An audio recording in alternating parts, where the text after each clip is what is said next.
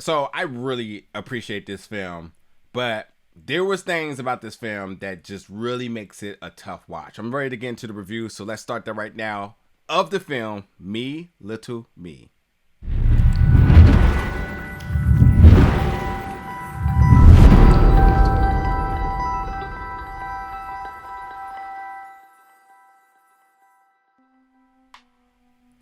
What's up, folks, and welcome back to the channel today for another review. And today we're going to be reviewing the film Me, Little Me, which makes its world premiere this year at South by Southwest Film Festival 2022.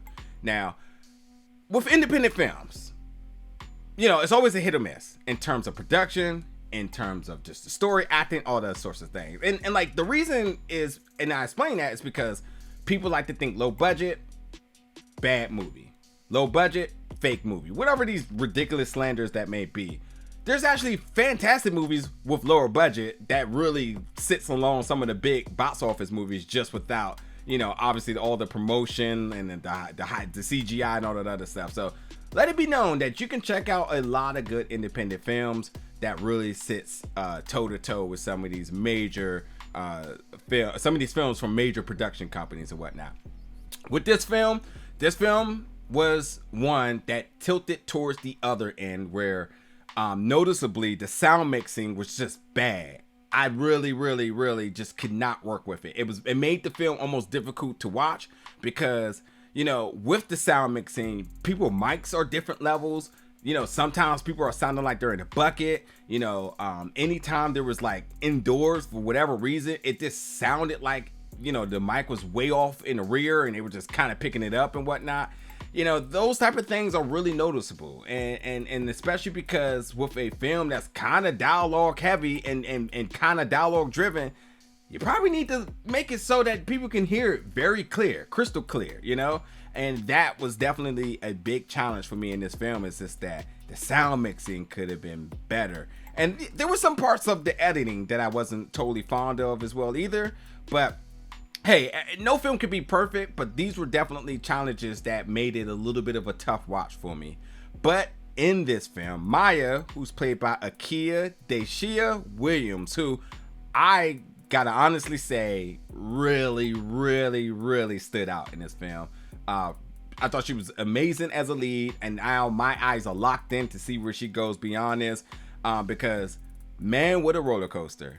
For real. But besides the story, I think if you watch this on mute and you just watch her facial expressions and demeanors and mannerisms, it's storytelling just there. For real. And I think she has potential beyond this. I have not seen anything she was in, so excuse me if she has previous stuff that I'm not familiar of. But this, I'm definitely will keep an eye out for, because I thought she did a fantastic job. But Maya is recovering from early stages of recovering from an eating disorder. So we're seeing a lens into what that disorder entails for an individual's day to day, which is one, I appreciate that, because for somebody who is not very much educated in it, to be able to see this, the challenges, the ups and downs, the routines, how you just not easily accept it, some of the diversions you gotta kind of go down. I was just touched in a way that, like, you know, when people always say like you never know what somebody's going through, this is like a prime example, you know, where it's like an easy, like, hey, do you want to go out and get drinks or get some food afterwards? And you're just like, and they're just like, nah, I'm all right. But you're like, we had a good day, like, why not come out and kick it? But you understand, like, because they're fighting their own struggles, and you don't really see that, and they're not going to, nor should they have to be, you know, easily available to discuss these things to you. It's already a struggle, and it's just something how they gotta kind of cope with it. So the fact that we kind of see this come to depiction in this film, I thought was really dope.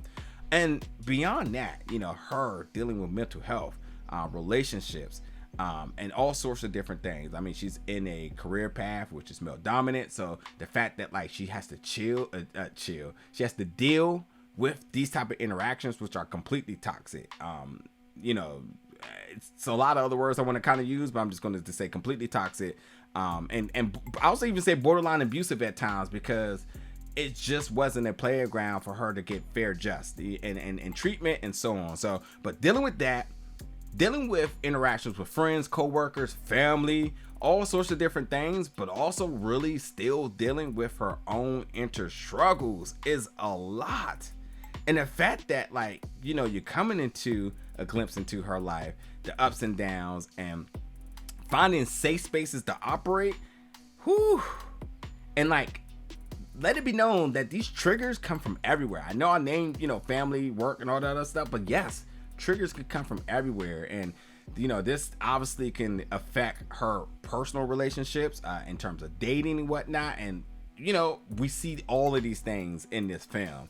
And like I said, Akia just fantastic performance, for real. And I feel like, I hope it doesn't go overlooked because of the film itself. I think this is definitely worth a watch just on her performance alone. I absolutely think she has a bright future. But this whole thing is just emotional. And, you know, just being able to see what some of these folks go through on a daily basis. And some of these things that a lot of us can relate to, you know, there's definitely aspects of her life, whether you're a male, whether you're black, whether you're female, whether you're black, doesn't matter. I think that there's a lot of relatable things that Maya goes through in this story. So with that, it's just emotional. Just completely, she's just completely vulnerable in her entire performance. And like, you're connected. You're almost to the point, like, if you want to pick up your phone and text her, like, yo, Maya, you all right? I just seen you, blah, blah, blah, blah, blah. Like, you really feel that connected with this character. And I just think that it was definitely something special. But with all of this, because yes, I'm not going to sit here and say it's a swirl of just down, you know, depressing factors or just emotions and whatnot.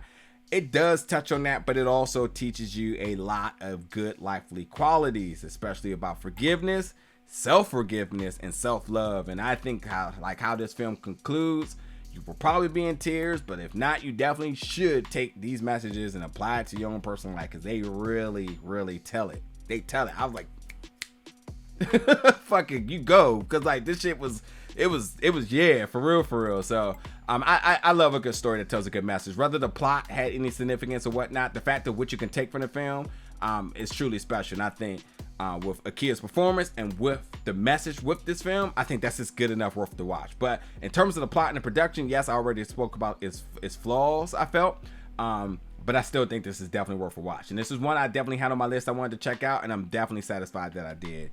But totally check out Me Little Me. Again, made its world premiere at South by Southwest. Jump in the comments, let me know your thoughts about it when you do. And as always, stay tuned for more reviews very soon.